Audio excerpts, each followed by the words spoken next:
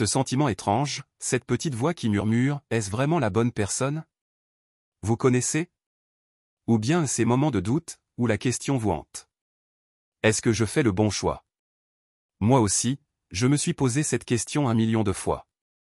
Ce sentiment d'incertitude, qui peut être très déstabilisant, surtout quand il est question de cœur. On peut vite se perdre dans ses propres émotions, dans ses propres doutes. Si vous aussi vous demandez si vous êtes avec la bonne personne, je suis là pour vous aider et on va décortiquer ce mystère ensemble. On va apprendre à identifier ces signaux, ces indices qui peuvent vous éclairer. Dans cette vidéo, je vais vous partager 3 signes révélateurs, 3 clés qui vont vous aider à savoir si vous êtes sur la bonne voie, et éviter de vous perdre dans des relations qui ne vous conviennent pas. Et restez bien jusqu'à la fin, car je vais vous révéler une astuce très simple mais redoutablement efficace pour savoir, en un clin d'œil, si vous êtes avec la bonne personne. C'est une technique que j'utilise personnellement, et vous allez être surpris de son efficacité. Bienvenue. Vous souvenez-vous de cette question que je posais au début? Suis-je avec la bonne personne? On va commencer à y répondre, et c'est avec le premier signe, qui peut sembler évident, mais qui est souvent négligé, l'écoute active. Et croyez-moi, j'en ai appris des choses sur le sujet. L'astuce secrète est pour plus tard, mais l'écoute active est une fondation, ne l'oubliez pas. L'écoute active, ce n'est pas seulement entendre ce que l'autre dit, c'est vraiment être là, présent, avec son cœur, avec son attention, un peu comme quand on lit un livre passionnant. Une anecdote, je me souviens d'une fois. J'avais une relation, et je pensais être à l'écoute, mais en fait, j'étais plus dans ma tête à préparer ma réponse, qu'à entendre ce qu'elle essayait de me dire. Le résultat? Beaucoup de malentendus et une frustration pour tous les deux. Ça m'a vraiment ouvert les yeux sur ce que signifie réellement écouter. J'ai compris qu'il y avait une différence énorme entre entendre les mots et comprendre les émotions qui se cachent derrière. C'est là que j'ai commencé à changer ma façon de communiquer. Quelques exemples personnels. La reformulation, quand je demande à mon partenaire si je comprends bien, tu te sens, je vois son visage s'illuminer, et je sais que cette fois, je l'écoute vraiment.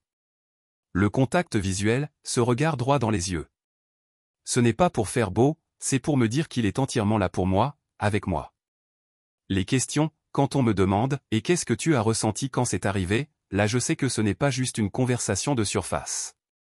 L'empathie, il y a une fois où j'étais très triste, et j'ai senti ses yeux embués, et là j'ai su qu'il ressentait ma douleur aussi, qu'il ne faisait pas que m'écouter.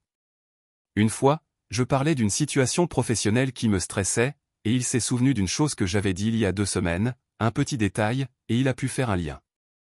Ça m'a prouvé à quel point il était à l'écoute et attentif. Il ne faisait pas que m'entendre, il m'écoutait. L'impact de la communication ouverte. Ce que j'ai aussi appris, c'est que l'écoute active, c'est la porte d'entrée vers une communication honnête et ouverte. Et une relation sans non-dit, c'est une base essentielle pour avancer ensemble. C'est être capable d'exprimer ses ressentis sans crainte. Si vous voulez savoir si vous êtes avec la bonne personne, commencez par vous demander, est-ce que cette personne m'écoute vraiment? C'est là que tout commence. Bon, assez parlé de ma propre expérience, passons à un deuxième signe qui donne du baume au cœur, la complicité et le rire partagé. Bon, je vous avoue un truc, je passe des heures à préparer ces vidéos pour vous aider à briller dans vos relations. Du coup, en échange, un petit abonnement, ça fait toujours plaisir. C'est comme un merci en mode digital, une petite tape dans le dos virtuel. Et puis, ça vous permet de ne pas rater les prochaines vidéos, c'est tout bénef. Maintenant, oublions un peu les moments sérieux, passons au moment où le cœur s'allège et la joie prend le dessus, la complicité et le rire partagé. Et là aussi, croyez-moi, j'ai quelques histoires à vous raconter. L'astuce, vous l'aurez, soyez patient, laissons le rire nous guider encore un peu. La complicité, c'est comme un code secret qu'on partage à deux. Des regards qui en disent plus que des mots. Des petits clins d'œil que seul vous pouvez comprendre. Je me souviens d'une fois, en pleine réunion, mon partenaire m'a envoyé un petit SMS avec un emoji bizarre. J'ai failli exploser de rire en silence. Personne n'a compris la référence, mais c'est notre petit secret. Cette petite blague intérieure a illuminé ma journée. Ça, pour moi, c'est de la vraie complicité. Quelques scènes vécues. Les regards, ces échanges de regards discrets en public. Vous savez ce que je veux dire? Les blagues, ce surnom ridicule que vous vous donnez, ou cette expression que vous utilisez entre vous, ce sont des petites bulles de complicité. La facilité de communication, cette impression de savoir ce que l'autre va dire avant même qu'il ouvre la bouche, c'est un sentiment incroyable. Les activités, ces activités que vous aimez partager, que ce soit regarder un film nul, manger un plat spécial ou danser comme des fous en soirée. Il y a aussi une fois où on s'est retrouvé à chanter à tue-tête une chanson ringarde dans la voiture. On s'est regardé, on a commencé à rire comme des enfants, et c'était juste parfait. Ce genre de moment, ça crée des liens très forts. Le rire et la connexion, le rire partagé, c'est un langage qui dit « je suis bien avec toi, je peux être moi-même, je me sens en sécurité ». Et ça, c'est une fondation solide pour une relation amoureuse. Si vous êtes avec quelqu'un qui vous fait rire, c'est un signe incroyable. Parce que dans la vie, rire ensemble, c'est le plus beau des voyages. On a bien ri, maintenant, il est temps de passer à un signe plus sérieux, celui qui nous projette dans le futur, les objectifs communs. On a ri, on s'est écouté, mais maintenant, parlons de l'avenir, de cette route qu'on construit à deux. Les objectifs communs, c'est un peu comme le cap qu'on suit ensemble.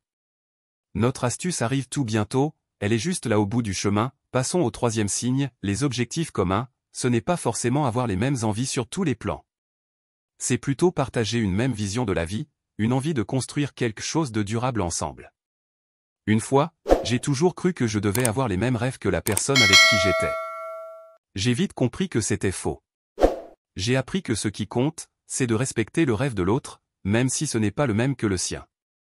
J'ai changé ma vision. C'est décider ensemble si on a envie d'une famille, si on se voit voyager à l'autre bout du monde, si on veut vivre à la campagne ou en ville. Objectif professionnel, c'est être capable de se soutenir dans nos ambitions, de célébrer les réussites et de se donner un coup de pouce quand ça ne va pas. Valeur, c'est se demander si nos valeurs sont compatibles, si on a envie de construire un monde qui nous ressemble. Réflexion, quand je me suis rendu compte que mon partenaire et moi partagions les mêmes envies en termes de vie de famille, ça m'a donné un sentiment de sécurité, un peu comme avoir trouvé le bon chemin. Une relation, ce n'est pas juste de l'amour, c'est aussi un projet à long terme. Et s'assurer qu'on va dans la même direction, c'est la base pour que ça fonctionne. Alors si vous voulez savoir si vous êtes avec la bonne personne, posez-vous la question, est-ce que nous allons dans la même direction? C'est une question qui vous aidera à y voir clair. On y est presque. L'heure de l'astuce finale a sonné. Un rappel, pour que cette communauté continue de grandir, et pour que vous ne ratiez aucune astuce pour devenir des pros de la relation, il y a ce petit bouton s'abonner qui n'attend que vous. C'est comme rejoindre une équipe de super-héros. Alors, prêt à faire partie de l'aventure? Et voilà, nous avons exploré ensemble ces 3 signes qui peuvent vous indiquer si vous êtes avec la bonne personne, l'écoute active, la complicité et le rire partagé, et les objectifs communs pour tracer la route du futur. Maintenant, l'heure est enfin arrivée, je vais vous dévoiler l'astuce qui, je l'espère, vous aidera à y voir plus clair, en toute simplicité. J'ai gardé le meilleur pour la fin, préparez-vous, car cette technique est à la fois simple et incroyablement efficace. C'est une astuce que j'utilise personnellement, et je suis sûr qu'elle vous sera très utile. Mon astuce, c'est de poser une question à votre partenaire, une question qui vous donnera un aperçu de sa vision de votre relation. Une question très simple, comment tu te vois avec moi dans 5 ans, ou qu'est-ce que tu aimes le plus dans notre relation? Pourquoi cette question, ou cette observation? Elle vous permet d'évaluer si votre partenaire se projette avec vous, s'il est investi dans la relation, ou s'il est prêt à vous accueillir tel que vous êtes vraiment. Cette astuce ne consiste pas à piéger, ou à manipuler. Il s'agit d'une simple observation qui vous donnera une vision plus claire et plus authentique de votre relation. J'ai utilisé cette astuce une fois, et la réponse m'a permis de comprendre beaucoup de choses. J'ai compris que l'autre personne ne se projetait pas de la même façon que moi, et ça a été une vraie révélation. Parfois, la vérité est difficile à entendre, mais elle est essentielle pour avancer. Bien sûr, cette astuce doit être utilisée avec respect et bienveillance. Il ne s'agit pas de piéger l'autre, mais de mieux se connaître et mieux se comprendre.